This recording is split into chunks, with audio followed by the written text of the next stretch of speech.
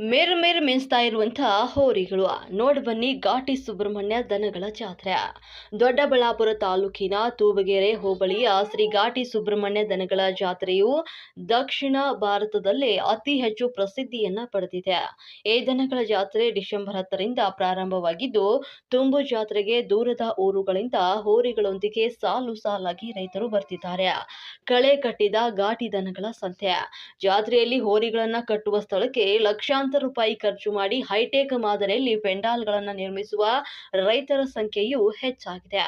ಹೋರಿಗಳು ಮಲಗಲು ವಿಶೇಷವಾಗಿ ನಿರ್ಮಿಸುವಂತಹ ಮೆತ್ತನೆಯ ಹುಲ್ಲಿನ ಹಾಸಿಗೆ, ಪೆಂಡಾಲ್ ಅನ್ನ ಬಣ್ಣ ಬಣ್ಣದ ಅಲಂಕಾರಿಕ ವಸ್ತುಗಳಿಂದ ಸಿಂಗರಿಸಿ ಕೊಳ್ಳುವವರಿಗೆ ಹಾಗೂ ನೋಡುಗರ ಕಣ್ಣಿಗೆ ಕುಕ್ಕುವಂತೆ ಶೃಂಗಾರ ಮಾಡಿ ಹೋರಿಗಳನ್ನ ನಿಲ್ಲಿಸಿದ್ದಾರೆ.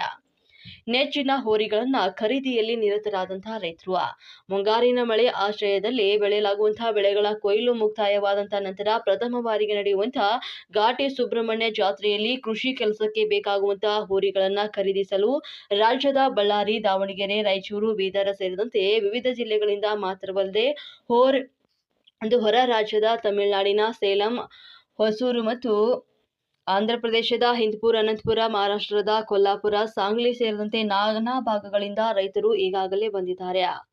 ಅಮೃತ್ ಮಹಲ್ ಹಳ್ಳಿಕಾರ್ ತಳಿ ಮೇಪಸ್ ಒಂದು ಫೇಮಸ್ ಆಗಿದ್ದು, ಘಾಟಿ ದನಗಳ ಜಾತ್ರೆಗೆ ಅಮೃತ್ ಮಹಲ್ ಹಳ್ಳಿಕಾರ್ ಸೇರಿದಂತೆ ಸ್ಥಳೀಯ ನಾಟಿ ಹೋರಿಗಳು ಹೆಚ್ಚಿನ ಸಂಖ್ಯೆಯಲ್ಲಿ ಮಾರಾಟಕ್ಕೆ ಬರ್ತಾ ಇವೆ. ಹೀಗಾಗಿ ಹೆಚ್ಚಿನ ಸಂಖ್ಯೆಯಲ್ಲಿ ಹೊರವೊಂದು ಜಿಲ್ಲೆ ಮತ್ತು ಹೊರ ರಾಜ್ಯದ ರೈತರು ಕೃಷಿ ಕೆಲಸಗಳಿಗೆ ಈ ಹೋರಿಗಳ ಖರೀದಿಗೆ ಬಂದಿದ್ದಾರೆ. ದನಗಳ ಜಾತ್ರೆ ಕಣ್ತುಂಬಿಕೊಳ್ಳಲು ಬಂದಂತಹ ಜನ ಬೆಂಗಳೂರಿಗೆ ಸಮೀಪದಲ್ಲಿರುವಂತಹ ಘಾಟಿ ಸುಬ್ರಹ್ಮಣ್ಯ ಸ್ವಾಮಿ ದನಗಳ ಜಾತ್ರೆ ವೀಕ್ಷಣೆಗೆ ನೋಡುಗರ ಸಂಖ್ಯೆ ಹೆಚ್ಚಾಗಿದೆ.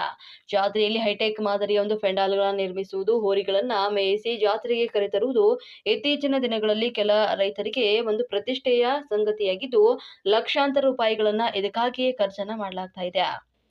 ಈ ಹಿಂದೆ ಹೋರಿಗಳನ್ನ ಕಟ್ಟುವ ರೈತರು ಮಾತ್ರ ಬಾರುಕೋಲುಗಳನ್ನ ಖರೀದಿಸ್ತಾ ಇದ್ರು. ಆದ್ರೆ ಇತ್ತೀಚಿನ ಜಾತ್ರೆಯಲ್ಲಿ ಬಣ್ಣ ಬಣ್ಣದ ಬಾರುಕೋಲುಗಳನ್ನ ಖರೀದಿ ಮನೆಗೆ ಕೊಂಡೊಯ್ಯುವುದು ಶೋಕಿಯ ಸಂಗತಿಯಾಗ್ಬಿಟ್ಟಿದೆ.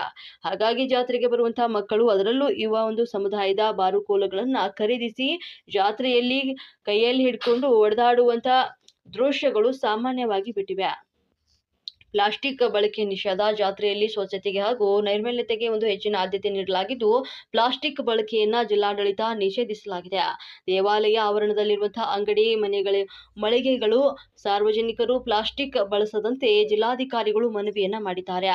ಸೂಕ್ತ ಬಂದೋಬಸ್ತ್ ವ್ಯವಸ್ಥೆ ಮಾಡಲಾಗಿದ್ದು, ತುರ್ತು ಆರೋಗ್ಯ ಚಿಕಿತ್ಸಾ ಕೇಂದ್ರ ಹಾಗೂ ಆಂಬ್ಯುಲೆನ್ಸ್ ಸೇವೆ ಒದಗಿಸುವಂತೆ ಆರೋಗ್ಯ ಅಧಿಕಾರಿಗಳಿಗೆ ಜಿಲ್ಲಾಧಿಕಾರಿ ಸೂಚನೆಯನ್ನ ನೀಡಿದ್ದಾರೆ. ಜಾತ್ರೆಯಲ್ಲಿ ಕಳ್ಳತನ ಹಾಗೂ